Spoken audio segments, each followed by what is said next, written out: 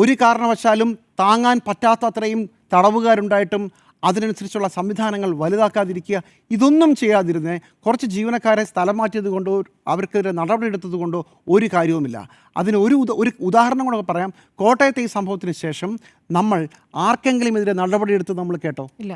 ഒരാൾക്കെതിരെ പോലും നടപടി ഉണ്ടായിട്ടില്ല. ഇപ്പോഴും കോട്ടയത്ത് ഒരു സ്ത്രീ മരിച്ചിട്ട് 1 മാസം കഴിയുന്നു. അന്വേഷണ റിപ്പോർട്ട് കിട്ടിയിട്ടില്ല. അന്വേഷണ റിപ്പോർട്ട് കിട്ടുമായിരിക്കും. നമ്മളാരും കണ്ടിട്ടില്ല. നടപടി ഉണ്ടായിട്ടില്ല. സ്കൂൾ കെട്ടിടങ്ങൾ വലിയ ബുദ്ധിമുട്ടിലാണെന്ന് പറയുന്നു. കേരളത്തിലെ ആശുപത്രികൾ തകരാൻ പോവുകയാണെന്ന് പറയുന്നു. എന്തായി? നടപടി ഉണ്ടായിട്ടില്ല.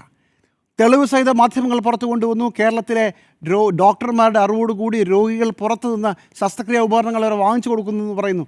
എന്ത് നടപടി? ഏതെങ്കിലും ആശുപത്രിയിൽ, ഏതെങ്കിലും സർക്കാർ സംവിധാനത്തിൽ ഈ രോഗികൾക്കുള്ള ഈ ബുദ്ധിമുട്ട് രോഗികളെ കൊണ്ട് പുറത്തു നിന്ന് സൂചിയും നൂലും വാങ്ങിപ്പിക്കുന്ന പരിപാടി നിർത്തിയോ? നിർത്തുമെന്ന് പറഞ്ഞോ? അങ്ങനെ നടത്തിയതിന് അതിനാരെങ്കിലും ഉത്തരവാദികളുണ്ടെങ്കിൽ അവർക്കെതിരെ നടപടിയെടുത്തോ? ഇല്ല. അന്ന് മാധ്യമങ്ങളെല്ലാം ബഹളം വെച്ചതുകൊണ്ട് അന്ന് ഫേസ്ബുക്ക് പോസ്റ്റിലിട്ട ഡോക്ടർ ഭാഗ്യത്തിന് രക്ഷപ്പെട്ടു. അവിടെ കൊണ്ട് അവസാനിച്ചു കാര്യങ്ങൾ.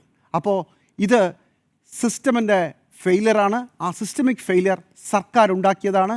പഴയ സർക്കാരുകളിൽ നിങ്ങൾക്ക് പഴി പറയാം, പക്ഷേ അത്തരം പഴയ പ്രശ്നങ്ങൾ മാറ്റാനാണ് നിങ്ങളെ, ഈ സർക്കാരിനെ ജനം അധികാരത്തിൽ കൊണ്ടുവന്നത്. അത് മറക്കരുത്. പഴയ കഥ പറയുമ്പോൾ പുതിയ കഥ എന്തെങ്കിലും പറയാനുണ്ടെങ്കിൽ പറയാം.